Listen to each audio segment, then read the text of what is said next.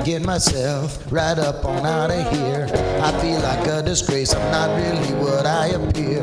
I go home to my girl and I make nicey nice. The fact that she don't know that I just put someone on. I don't like being here. I constantly live in fear.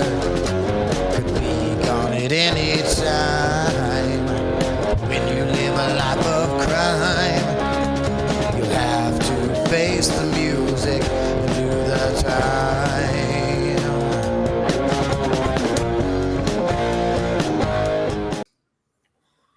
Welcome everyone to Mayhemtainment. This is our Halloween special, and we are going to be discussing none other than the Halloween franchise. And to discuss this, I brought with me our executive producer, Mizpah, and one of our best friends. He has become one of our best friends. We help each other. We network. We're growing our podcast together. CranderQ from Friends of the Squared Circle. Welcome back, my friend. How are we doing? I'm doing good. I've shot many episodes over the last couple of days, so I'm running on E, but we're doing pretty good. So we're going to discuss the Halloween movies. Mizpah, CranderQ, what are your thoughts on the Halloween movies? Let's I'll bring up the visual. There's many different timelines here. What are your thoughts, at least on the on Halloween in a general sense, before we start breaking down the timelines? Are you guys fans? Not fans? I personally am a fan of it. There's some timelines I'm more of a fan of than others. Yeah. We'll get to.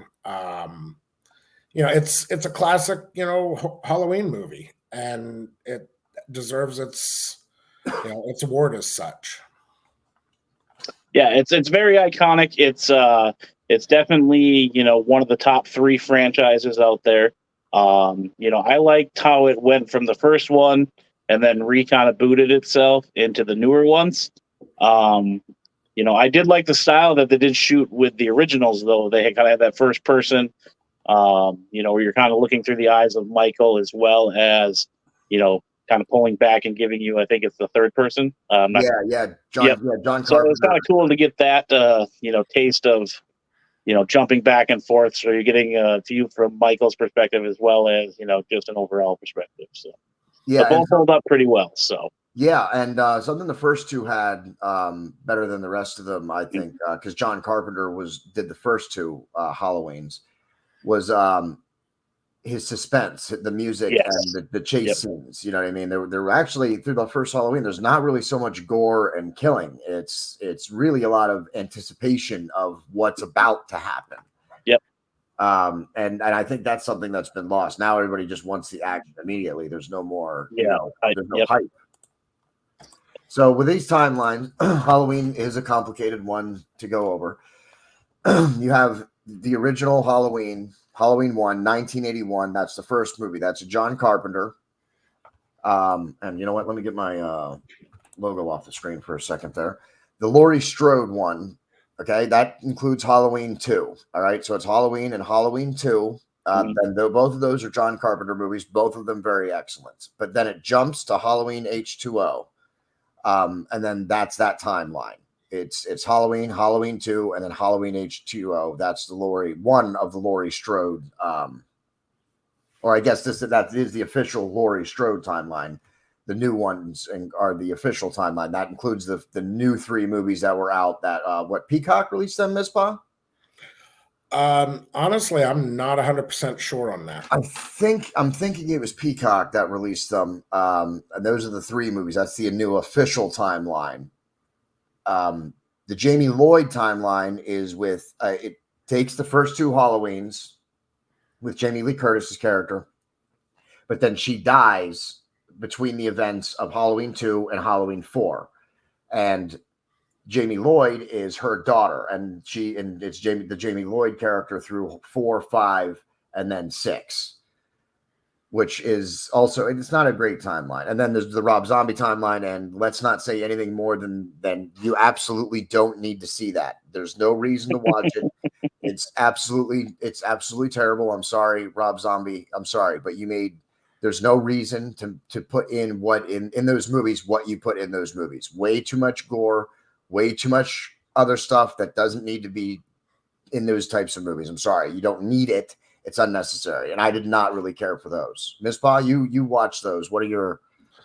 So what I would say is, for people who are a fan of Rob Zombie, they're decent works of art. If you're looking at it from a fan of Halloween, they're complete and total garbage. And CranderQ, you didn't even want to really catch those, and I don't blame you. Yeah. I mean, I have them, I own them, I've watched them, but it's just like you said, it like I said off camera, he ruined Monsters for me. He tried to make it more dark and grittier. Like you said, the violence. Whereas John Carpenter, I'm gonna get chastised for comparing the two, but this is just kind of how I remember it. It's just like with Goosebumps, like every chapter, there'd be like that cliffhanger, and then you turn the page, and it's just, oh, the cat ran down the stairs, or it was kind of that feeling like you're waiting for Michael to pop out, and then the phone rings, and you just jump. They kind of left the suspense going, where those are just more like gore, like what you were saying. Yeah, there's more. And also, I think the story in Rob's, couldn't even follow the story, because every other scene is, as Michael Myers, brutally tearing someone limb from limb or crushing their skull in. So it was really even hard to follow the story on the Rob Zombie ones. My favorite is definitely, I really like all of them except the Rob Zombie ones, really. And Resurrection, Halloween Resurrection was just the worst. That's the terrible movie. In fact, I don't even think that's on my visual. It's so terrible you didn't even put it in there. It's not even on the visual I got. No, H2O, but there's no resurrection. There's no resurrection on my timeline visual. That's hilarious that I didn't even see it. So yeah, Halloween Resurrection. I'm not even sure what timeline that actually takes place in, but it's not. It's like an independent kind of a movie, and it's really, that's why it's not listed here, because it's not really, part of anything. So, and it's really not that good of a movie. So I would also recommend that if you're looking for a movie to watch, don't watch The Resurrection. Don't watch the Rob Zombie ones. Yeah, definitely dive into that first one, because that's the one that's going to hook you in. And like I told you guys off camera too, I liked how the first one led into the newer ones. And I believe it was Peacock, like you mentioned, JD, that was constantly releasing those on there when they were coming out. I want to say that was during more of the pandemic. They were just streaming them right to the streaming services. Yeah, exactly. Yeah, you're right. And yeah, the new timeline now, it ignores Halloween 2 and Halloween H2O. So when they remade the new ones, they went back and still kind of ignored two other movies that were Jamie Lee Curtis timelines. But I don't mind. The trilogy that they just released was really good. It was really good. And they brought back a lot of the old people from the first movie too. And that was fantastic. Yep. Especially those callbacks to the kids that they babysat. Yeah. And that their kids were somehow intertwined. It always baffles me with movies like that. Like how, the one girl's dating the son of another person. It's just like, how did you not know that person's connected to what's happening, all those times, Yeah, they did a really good job with the new trilogy, and I was really happy with that. I know when you and me had talked about it when they were coming out, you were very much like, they're rebooting it again. I know. Well, come on. They have rebooted it. There's technically two kind of reboots in the timeline already. Now with the new one, that is 4. And I think we had agreed when we were discussing this that pretty much most of the Halloween movies, the Halloween 3, Halloween 4, like it was played out, it was old, and they were not very good movies. Yeah, which one was it? I'm sorry, I can't remember the name of it off the top of my head. The Jamie Lloyd timeline. That's the one where Jamie Lloyd is the daughter of Laurie Strode. And yeah, those movies get weird. There's some weirdness in those movies, because that's the one that there's a cult. There's a cult in. Hold on, I actually have the page up here on my computer screen here. Is that 4? Yeah, it starts with number 4. That's where it's between the events of 2 and 4 that they kill off Jamie Lee Curtis because she becomes a big star, and she doesn't come back. So they write her out and have her killed off between the events of 2 and 4, which is also why they had to kind of reboot some of the timeline. Except they really didn't, because in H2O, I don't want to get off topic here. We were just talking about something specific, but H2O has her. That's how they include some of the events of number 2, that she just changes her name. She gets a new identity, Laurie Strode. So they could have kept that if they wanted to, but for some reason they chose to just go back and ignore everything but the first one and rewrite, that it's 40 years later, which, like I said, it didn't come out bad. It was not bad. Definitely. Go ahead. Sorry. No, go ahead. I was going to say it breathes fresh air into the franchise. Like every other horror movie, the sequel's never that great. It's, for me, it just reminds me that like everything is marketable and Hollywood is getting kind of lazy. Like you said, you were groaning about how it was rebooted, and that's how I feel sometimes. And I'm just like, leave the timeless classics alone. Try to come up with something different. Luckily, Saw and Trick or Treat. They kind of brought some new life into the horror franchises. But I think Paranormal Activity too. Although both. And the Annabelles and stuff. Yeah. See, Mizpah is likely going to be talking me into doing the Annabelle series next year for Halloween, because we're going to argue about whether or not we're going to do the Saws or the Annabelle series, and the Annabelle series is the one series. The problem I have with the Saws and the Paranormal Activities, I'm a huge fan of both, but they both end terribly. Yeah, they got a little long-winded, as always. Yeah, they did get a little long-winded. Well, the Paranormal Activities I thought could have went on because they could have explored more about the cult and stuff, but they decided not to. You know how, movie companies are. They don't want to, even though there's these great ideas, they think they're not going to work or whatever, but I think I think exploring more of the Paranormal Activity cult would have been better than jumping to where they did. And the Ghost Dimension, I thought the Ghost Dimension was the worst movie of the Paranormal Activities. And the Saws too, Saws 1, 2, and 3, okay. Or Saw 1, great. Saws 2 and 3, meh. And then once you get through in the meat of it, like 4 through 6 are like, all right, there's no need for this. Yeah, it's all about the game that they're playing. How can they escape?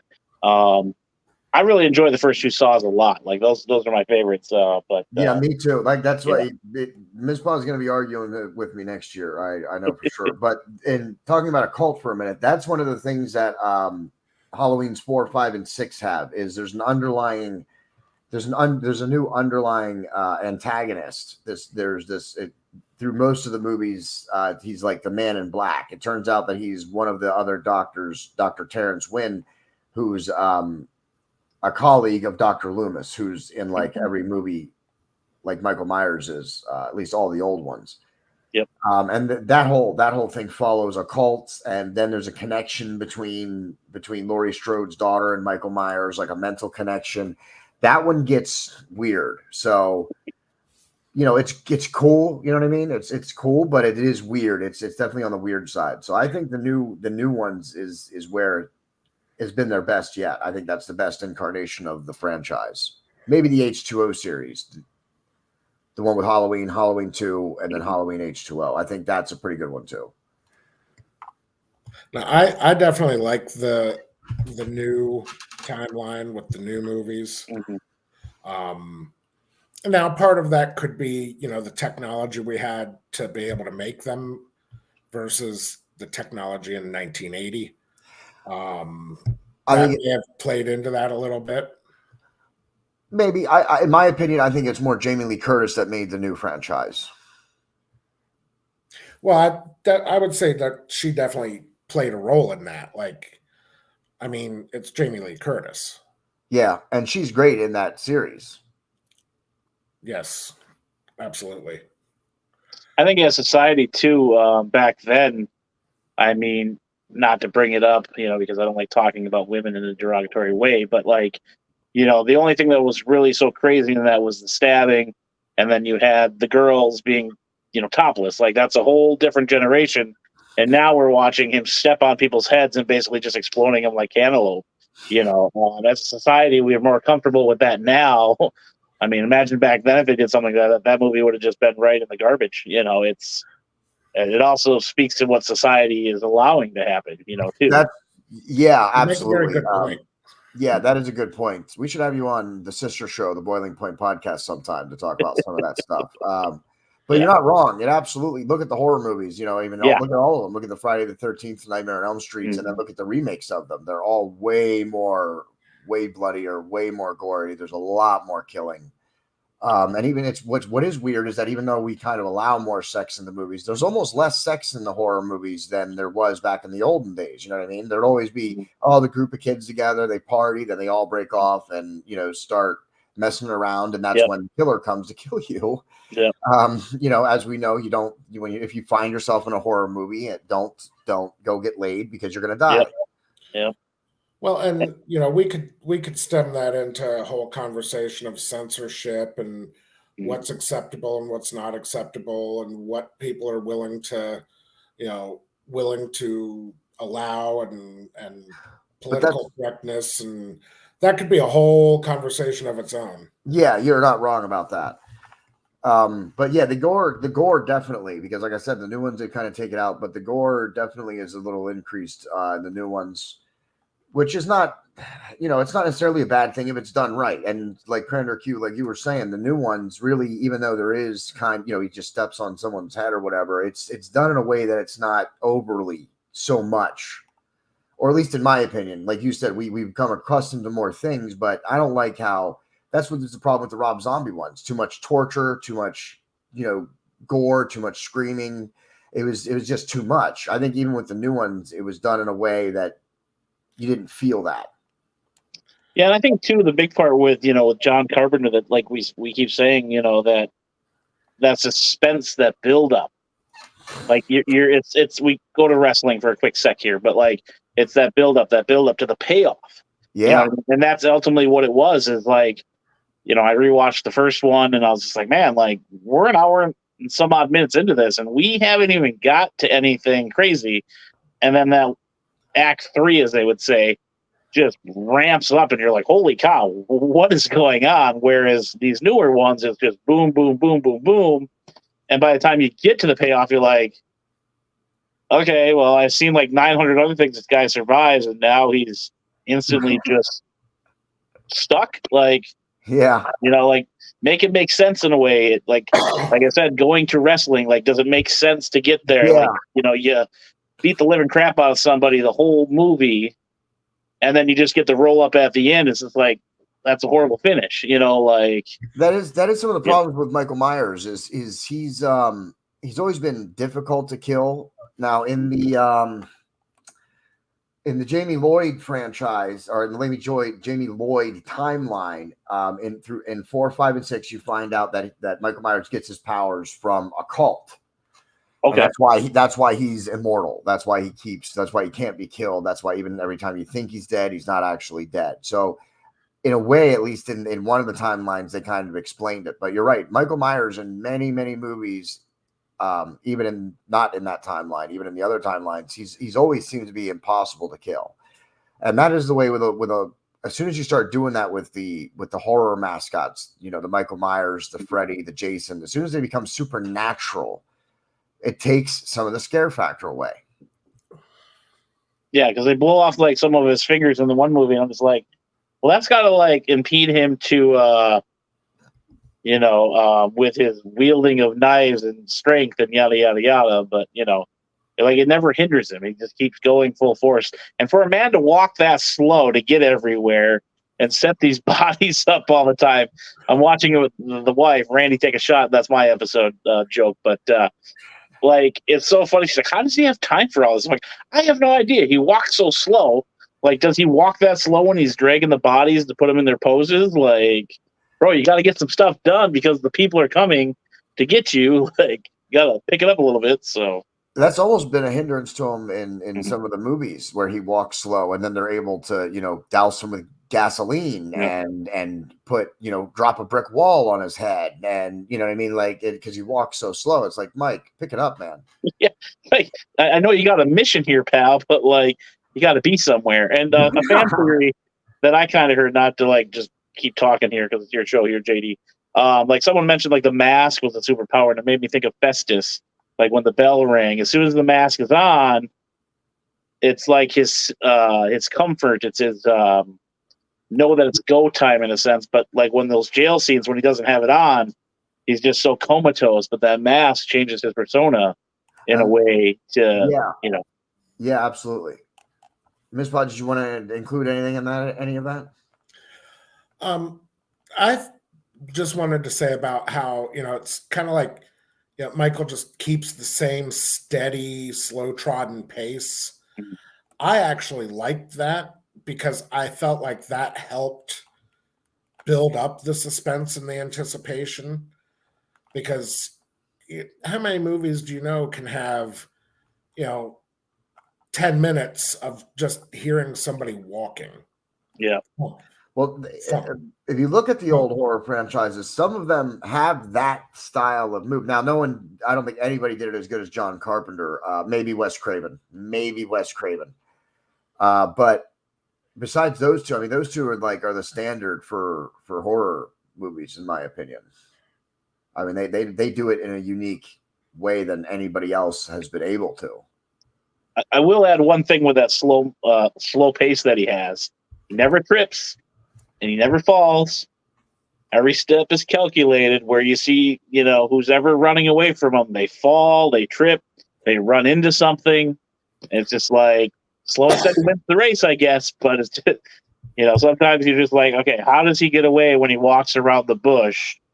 And that person walks around the bush when he's walking that slow. So. Yeah, I know. That's interesting. Yeah, actually, you know what? I never even really thought about that before. I just always assumed he would always stay ahead. Like as soon as you noticed him, he would like look you down, give you a second, and then he would be gone. So by the time you would notice that he was gone, and you would go over and look, he'd have enough time to get away. But that's interesting to think about. And that person's always looking like, and then they like turn around to see if anybody else sees it.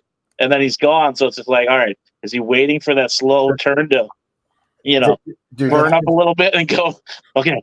But he is very smart. He's going, misdirection the king, so. Oh, yeah.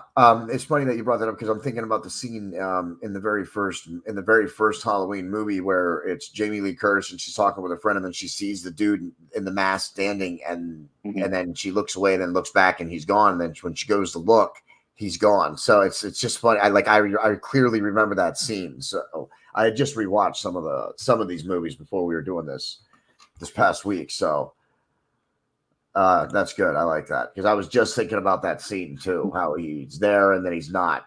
And that's one thing that Michael Myers does, I think, even better than Jason. I think his there and then he's not there is better than anybody else's. Yeah. And credit to the people who have played Michael Myers. Let's talk about that for just a second.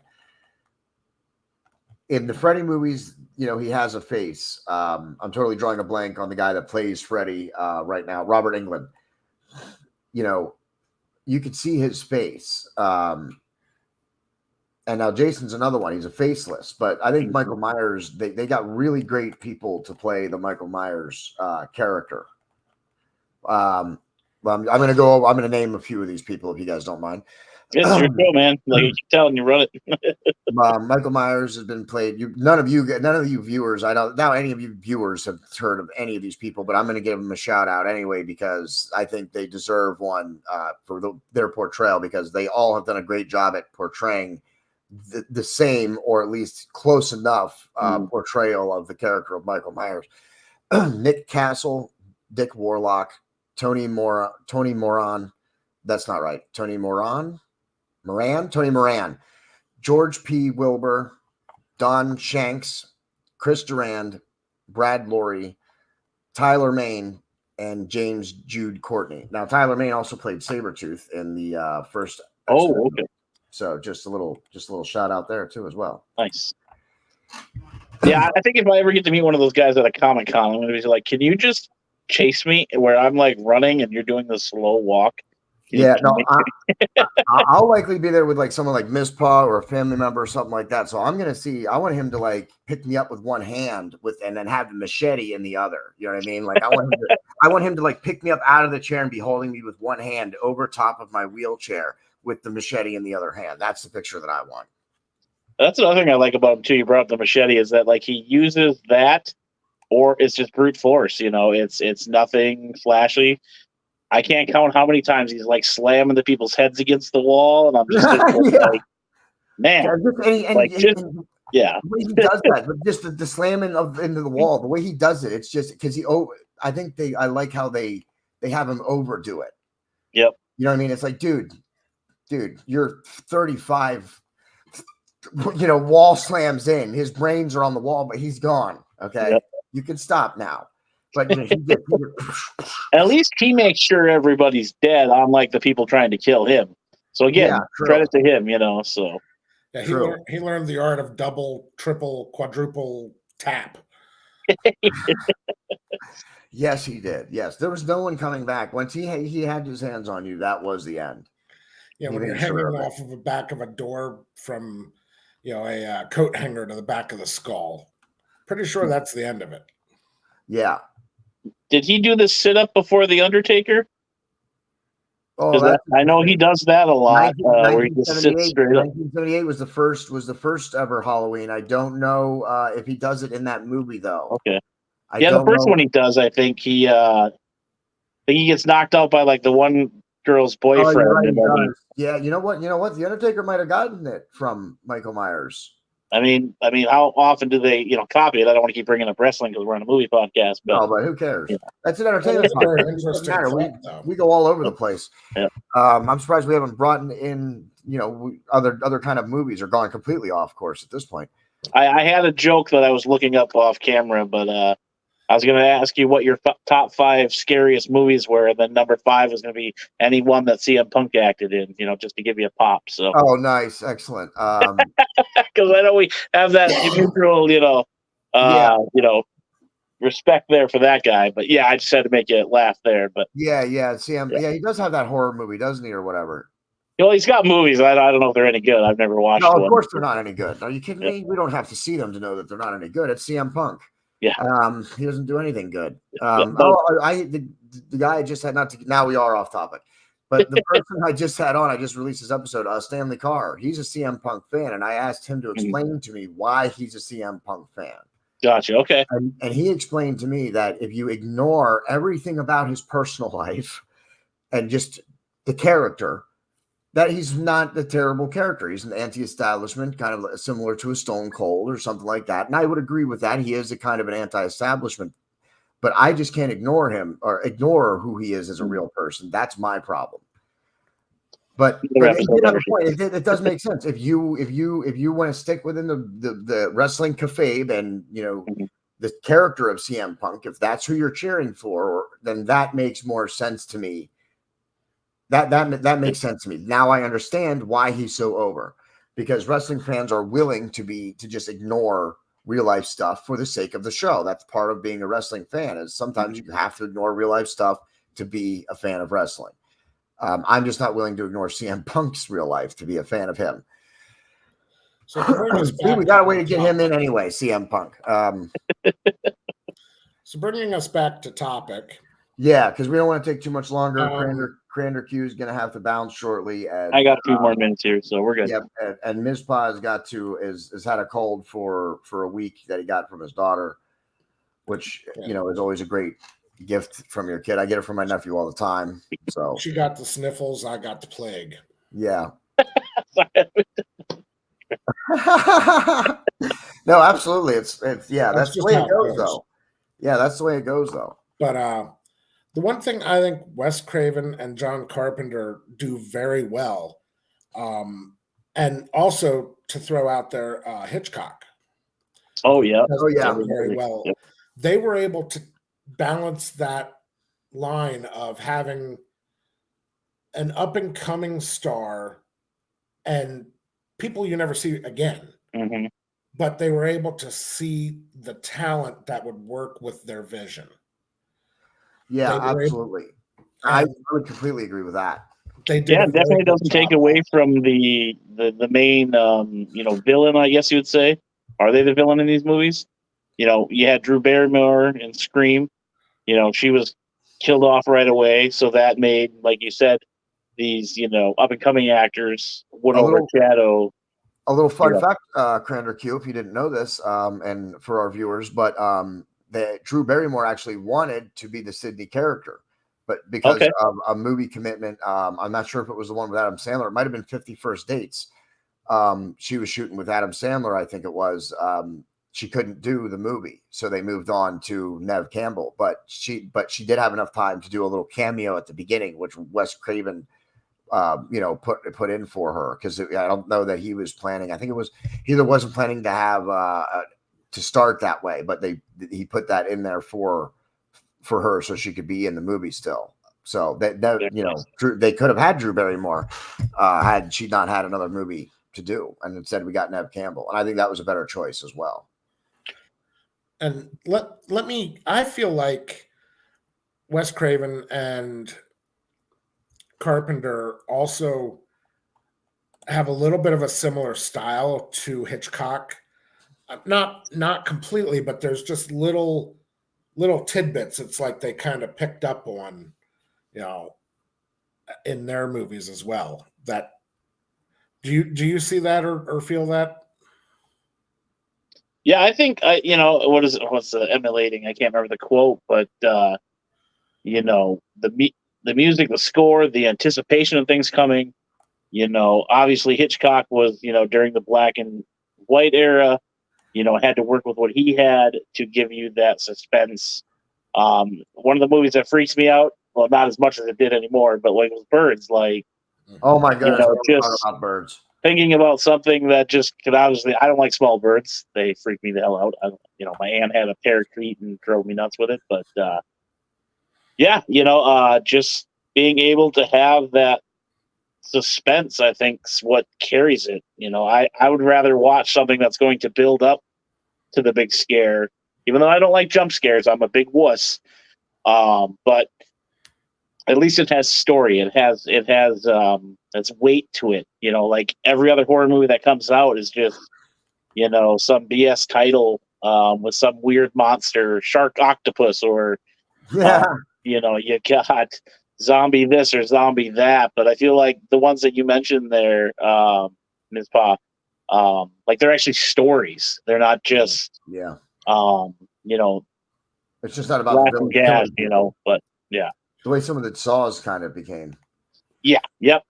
And you mentioned a lot about the sound and the music and stuff, but lighting and framework plays a huge role in that as well. Oh yeah, especially with Hitchcock. Yeah, and Hitchcock was the king of that. The perfect framing with the perfect lighting to set that suspense mood before the the reveal, or right before the big moment. Absolutely. A lot of his movies are considered to be like the scarier ones because of those things that we've mentioned. You know what I mean? Yeah. Oh yeah, absolutely. I will. Let's quick. Any movies that you are too scared to watch? I will not. E.T. E.T. Are you serious? Don't do any of the. Is that for real? That is for real. Wow.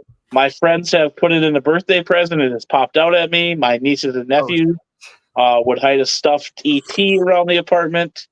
So yeah, my wife, one of the first pictures she sent me was, how you can do those celebrity lookalike things. Yeah. And it like did frame for frame and changed her to ET. And she thought it was the funniest thing in the world. Oh my. She would tell him that he's coming to get me, and I hate him. I can't stand him. Like, I'm getting goosebumps. I'm ready to gag. It's okay. Well, then that freaks me out more than anything in this world. I don't like birds. I don't like it, and I don't like arachnophobia. Mizpah? Yeah, I am definitely not a fan of arachnophobia. Like, I cannot physically. Well, I've watched that whole movie, but I cannot physically watch it without my skin crawling. Nope. And then for days, I'm looking around looking for any little spider in the house I can find. See, I don't mind spiders. It's the flying insects that freak me out. Yeah, dragonflies, bees. Spiders, no. If there's even a scene of if I see a scene of arachnophobia, I will be up for the next 2 nights. I will not sleep. And another series that I have a problem with is, and all I have to say is I cannot drive down the highway following a logging truck. Oh yeah. Oh, Final Destination movies. Yes, those are those jump scares that I don't like. You have no idea how often I look at. Listen to me. My nephew was in the front seat of the car the other day. Okay, the engine was running. He was only in the passenger seat. That's all he was doing. He wasn't even all the way in the car. I was already looking around to see where I could run to in case he got into the car, put it in reverse, and started backing up. That's Final Destination has messed me up in a way that I look for everything. I'm like, okay, where can I run if the telephone pole falls right now? Like, you know what I mean? Like, it's crazy shit sometimes. I'll be walking down the street and I'll be like, okay, if that truck starts moving, what do I do? You're like, yeah, that one doesn't get off. Like, that's an iconic scene because, like, I don't know how often people post that one on Facebook. Oh, falling behind the Final Destination 2 truck, like. Oh, dude, that just activated everybody's fear of that. Yeah. Actually, everybody secretly has that fear when they're on the highway when they see that truck. That they had that fear before the movie came out. Anybody who's passed a logging truck or seen a logging truck on the highway has definitely looked at it and gone, "Oh man, if that opens, we're screwed." So everybody's had that thought, but when they put it into Paranormal Activity, that really activated it for a lot of people, I think. And he was like, "Oh my, I'm actually watching it now." Well, for me, go ahead, Mizpah. Sorry. Coming back to the Halloween franchise, the fear of like seeing somebody looking back at you when you look out a window. Yeah. They exploited that very well. Or even just a person looking at you from down the street when you happen to notice this person looking at you from down the street. Yeah, you're right. They did John Carpenter did that very well too. Going with what CranderQ was saying about the scoring and the way the camera angles, the way they followed them, the chase scenes, but that too, the noticing from down the street or over there or out a window that has a reflection. Is there somebody there or is there not? He did that very well too in that movie. That's really what adds to that anticipation. Yep. Yeah. So for me, like I said, E.T., Chucky, Leprechaun. I wasn't really afraid of like Michael Myers and Jason and Freddy. I just knew I wasn't going to watch those movies. But like those 3 that I listed, they freaked me out a lot. As I got older, I enjoyed the Leprechaun series, just because he was just a foul-mouthed little guy. And then Chucky, I grew to love those movies. That's another one of my favorites that I like to watch. But I don't know. It's just little people, I guess, that run around and try to kill you. That I don't really call for, but I can understand that. I've never seen the full thing of E.T. I've probably seen it all, but I try to block out that movie as best as I can. And it's funny because I love Reese's Pieces, and everyone tells me that's the candy that they ate in the movie. I don't care. Shut up. Yeah. I like Reese's Pieces too.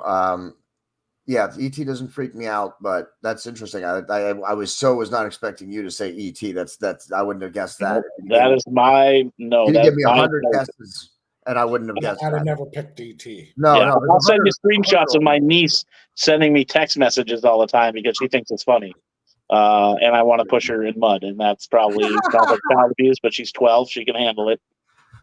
She's 12. I call her a terrorist because she rightfully so deserves it. So. Yeah, I do not. My coworkers know they like to freak me out with it all the time. Like he put it in my mirror, so like how when you back up, you can look in the whatever. But I have a backup camera, so I didn't see it. But then when I saw it, I put it in the park. I'm like, really, dude? But yeah, they hide them all around work once in a while. Well, I'll make you a Snapchat deal. had a filter, and I absolutely hated that day because everybody was sending me Snapchats of it. So yeah, I'll make you a deal. I'll never mess with you with ET. You never mess with me with spiders. That is a good deal because as normally as I like to be a prankster, I'm not I do not like ET. All my friends know that. So. And you should know that if you mess with me, I'm going to exploit your weakest point. They're going to start showing up in the mail. Yeah. Popping up on podcasts in the future. Yeah.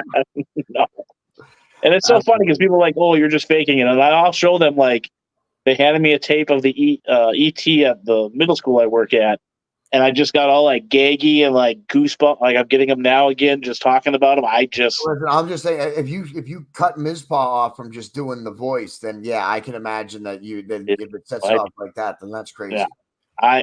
It's a scene where they're running through the woods. Like it terrorized me because of that heavy breathing. For me, it's when they're shocking. Like the part when they're shocking them, the kids are going crazy.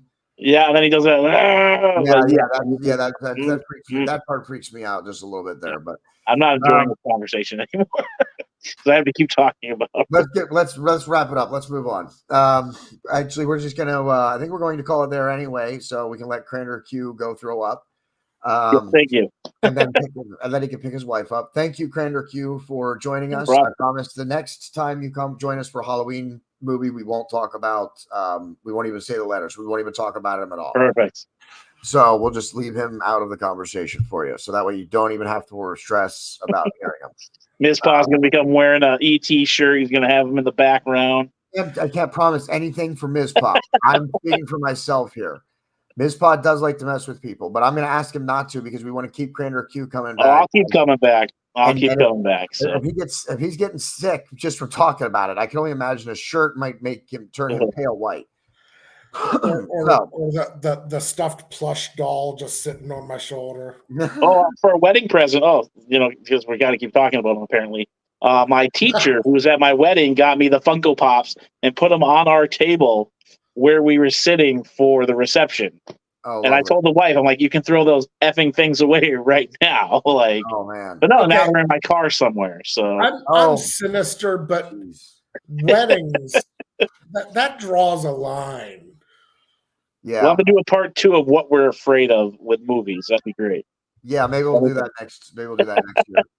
I'm always up for more episodes. So check out CranderQ, Friends of the Squared Circle. They're on Facebook, they're on YouTube, they're on Twitter. Give them a subscribe, give them a like, tell them that Mayhem Media sent you. Check out our storefront, bonfire.com/store/JDE Designs. That's with a Z at the end of it. Pick out. This is one of our new shirts, the Mayhem Media logo. I got another one on the way. That'll be here in another week or two, I believe. That's it. Thanks for leave us a comment. What's your favorite Halloween series? What's your favorite villain? And what would you like to see us? Which franchise would you like to see us cover next year? Leave us that in the comments, and then we're going to try and do this every year. Do a Halloween episode, talk about one of the franchises. So please leave us a comment, share it out. For Mizpah, my executive producer, CranderQ, Friends of the Squared Circle. I am your host, JD. And that's the end. Good night.